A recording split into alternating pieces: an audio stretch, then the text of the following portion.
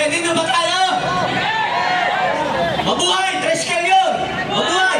Mabuhay! Mabuhay ang Gen Z! Mabuhay! Mabuhay tayong lahat! Mabuhay! Lahat ng dumadaan dyan na against sa korupsyon, bumubusina! Lahat bubusina! Uuwi pa ba tayo? Hindi! Ulitin ko ha, uuwi pa ba tayo? Dito na tayo matulog. Marami tayo. Kaya tayo nandito. Gusto kong maintindihan ninyo ang nangyayari sa bansa natin. You don't have to be a pro-Duterte in order to be against Dilawan, Makabayan Black at administrasyon. Yan ang ikikwento ko sa inyo ngayong gabi. Gusto niyo marinig?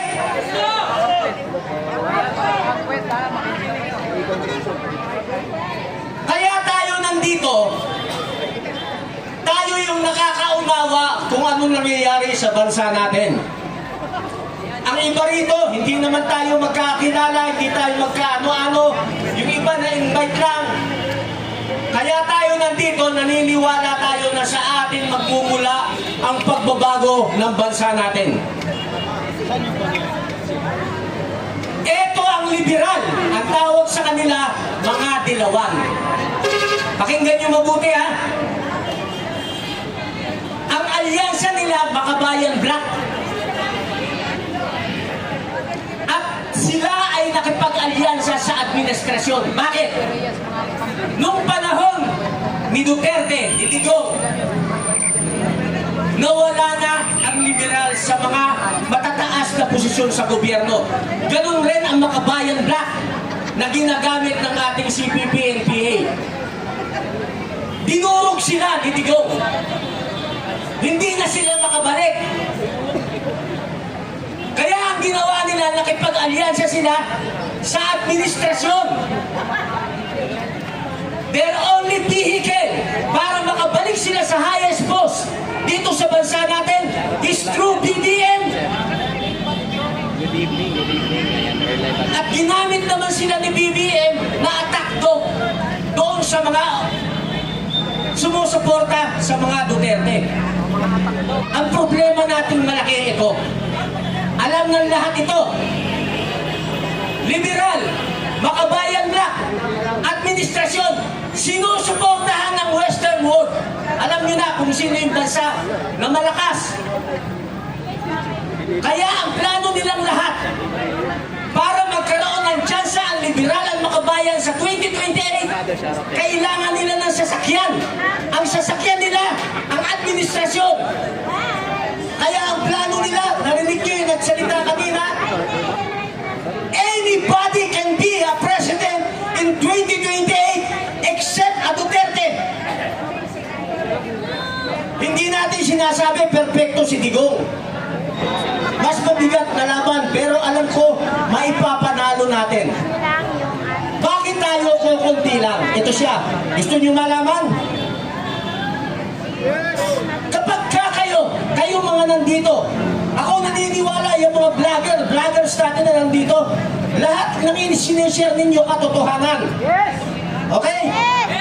Pero pag share ninyo, ang ginagawa ng mga minions nila, mga warriors nila sa keyboard, lahat ng sinishare ninyo, delete na kagad yan. So hindi na kumakalat. Hindi nyo ba alam na lahat kayo, na mga makatotohanang vloggers, nakasyaduban kayo lahat? Akala nyo na isi-share nyo sa marami, pero umiikot lang yan sa circle of friends ninyo. Pero anong ginagawa ng kalaban?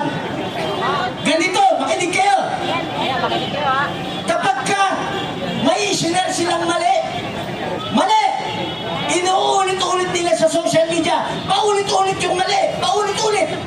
Isang buwan, 2 buwan, 3 buwan, hanggang 1 taon, paulit-ulit. Sa mainstream media, yung mali, paulit-ulit rin. 1 buwan, 2 buwan, 3 buwan, 1 taon, paulit-ulit. Yung bagay na paulit-ulit ninyong nababasa at nakikita, nagiging totoo na sa paningin at pandinig ng iba. Tama, mali?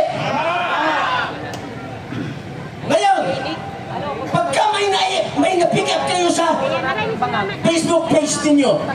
Kahit na mali, ang ginagawa ninyo, isinishare nyo pa. Yun ang gusto nila. Yung maling pinakalat nila na pick up nyo. Sabi nyo, mali ito eh. I-share ko nga sa circle of friends ko. Share nyo na share. Yun ang gusto nila. Kasi yung mali kumakalat. Dapat pag may nakita kayong mali, delete nyo na kaagad. Mamamatay siya ng natural death. Nakukuha niyo yung logic? Anong ko sa inyo? Naniniwala pa ba kayo sa mainstream media? Lakasan natin! Naniniwala pa ba kayo sa mainstream media? Kita nyo, konti lang yung matatalino. Lahat na nandito, kayo ang pag-asa ng bayan, kayo nakakaintindi ng tama. Tama! Lahat na wala rito, mga bango! Tama! Mas madali nilang mahikayat yung mga may cellphone na ginagandahan lang nila yung headline. Hindi pa nabasa yung kabuuan ng istorya, isinare na kasi maganda headline. Hindi nyo binasa kung sino nagsulat.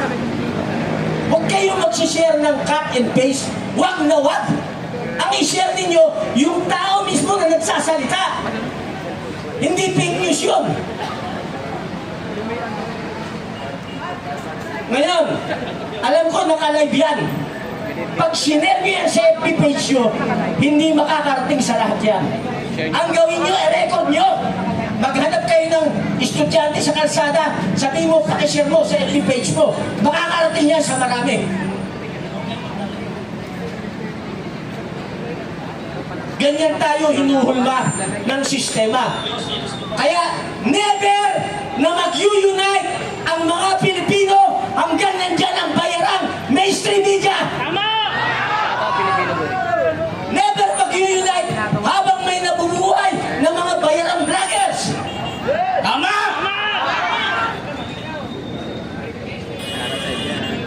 Gusto niyo malaman paano tayo manalo? Ano? Gusto niyo? Dito po to Sara Sulaiman. Gusto niyo manalo? Huwag natin pa abutin ng Nobyembre at Disyembre.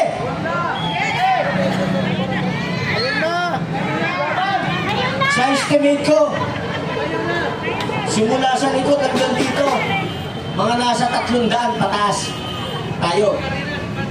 Mamaya-maya, may mga dadating pa ng mga tropa, abutin tayo ng 600. Ang Pilipino, ganito. Pakinggan niyo mabuti ha. Majority ng Pilipino, ganito.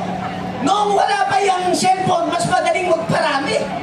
Pag sinabi mo, punta tayo Luneta, ang dami kagad. Kasi yung balita, nasa nandun lang sa Luneta. Wala kasi. Telephone nun, may party line pa. Hahanap ka pa ng telephone booth, dala kang benching ko para makatawag ka. Ngayon, mayroon ng cellphone ang bilis. Bakit ang tagal natin dumami? Lahat ng Pilipino ang kaisipan ganito. Hintayin ko muna silang dumami. Pag madami na, saka ako sasama. Tama! Lahat ganun ang kaisipan. At ay dadami. Naghihintayan lahat. Maganda, maghintay tayong dumami. Magdala ka ng tulugan mo rito mamaya. Dito tayo matulog. Dito natin, hintayin natin sabay-sabay dumami tayo. Tama! Hindi sa bahay. Wala na uwian. Tama! Dapat magkaintindihan tayo. Kasi ang hirap araw-araw. Schedule tayo ng rally ngayon. Pahinga na 1 linggo. Schedule ng rally. Pahinga na naman. Schedule, pahinga. Walang katapusan. Wala tayong naipapanalo. Tama! Pero kung dito tayo matutulog lahat, dadami tayo. Walang uwian! Walang uwian! Mananawagan tayo. Tulungan tayo. Magdala rito ng inumin, pagkain.